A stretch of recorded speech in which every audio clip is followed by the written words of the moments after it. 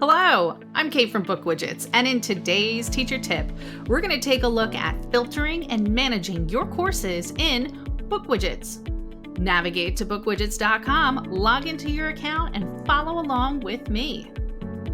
Navigate to the Grades and Reporting tab.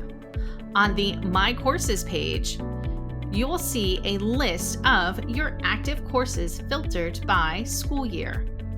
Click on the drop-down arrow to select previous year's data and to edit the start date of your academic calendar year.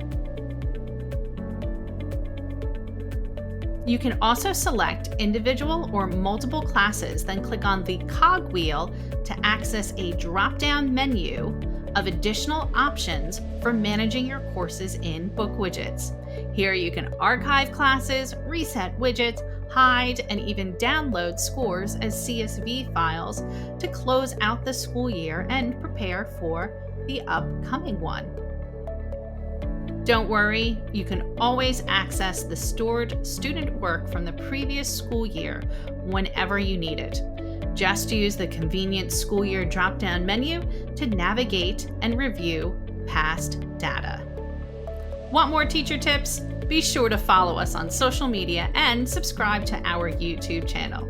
Thanks for watching and stay tuned for more BookWidgets Teacher Tips.